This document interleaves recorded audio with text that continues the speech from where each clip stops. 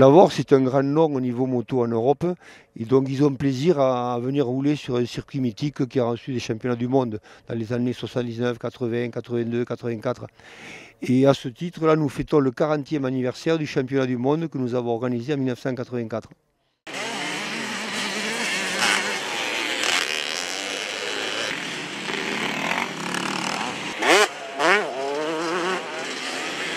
Ce terrain, il est là depuis 1955.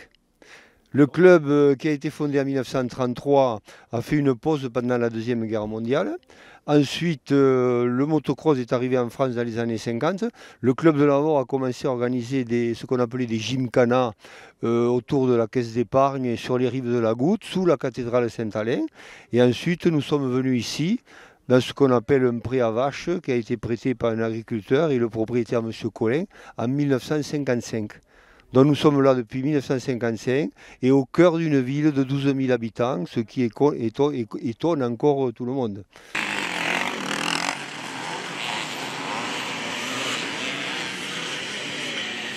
On n'utilise le circuit que 2-3 fois par an.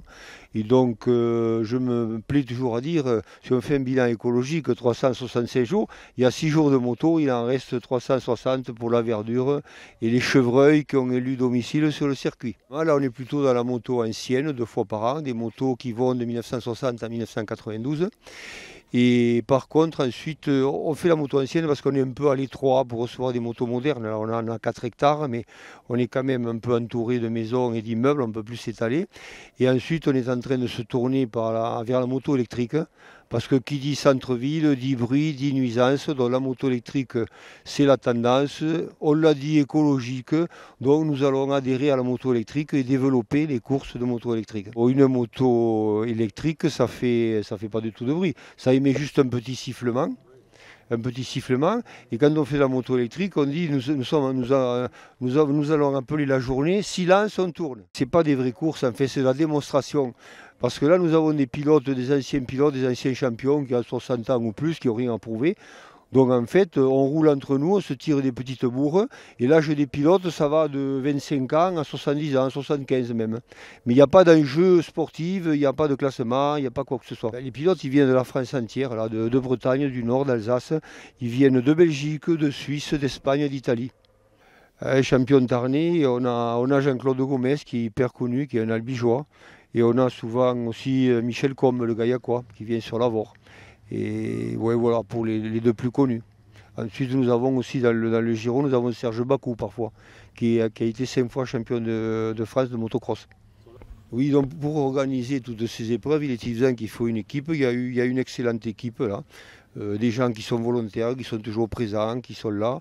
Et malheureusement, il y a peut-être beaucoup de retraités, pas trop de jeunes. Bon. On essaie d'intégrer, mais la transition est difficile. Mais bon, petit à petit, on y arrive. Avant, quand on dit jeune, on prépare la relève, en fait, avec des gens, des cinquantenaires, pas des trentenaires. Et ensuite, il convient de remercier la municipalité aussi. Les municipalités de Lavore ont toujours été partie prenante du motocross depuis 1955, sans exception.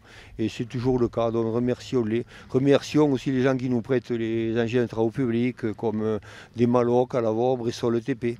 S'il n'y avait pas toute cette osmose-là et tous ces gens qui sont motivés et qui font en fait, qui sont des volontaires, qui sont bénévoles, qui ne cherchent pas d'intérêt, qui ne cherchent pas de retour, si on n'avait pas tout ça, peut-être qu'on ne serait pas là, quoi. Ah, les sponsors, oui, Beer, c'est un gros fournisseur de pièces détachées en Europe, pièces détachées moto, donc qui nous suit. Bon, ils savent qu'ils sont sur un circuit historique, donc il y a un relationnel qui s'est créé depuis des années. Voilà. Donc ça dure. Il y a aussi AMV, on a le mutuel des motards aussi parfois. Voilà. Tous ces gens nous suivent régulièrement, on les en remercie.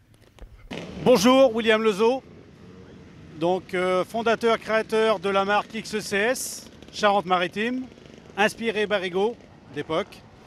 Voici donc les premiers tours de moto avec notre pilote Laurent Tardieu. Retour à vif. Après quelques tours, 3 tours, Laurent. Alors, tes premiers sentiments? Alors, impression à chaud. Moto faite 100% à la main, avec des pièces sur mesure, des suspensions sur mesure, un cadre Barrigo inspiré Barrigo de l'époque. Et en gros, une moto hyper performante, très agréable, très rassurante, qui passe partout, avec un moteur de Yamaha XT500. Et donc beaucoup de plaisir à conduire cette machine.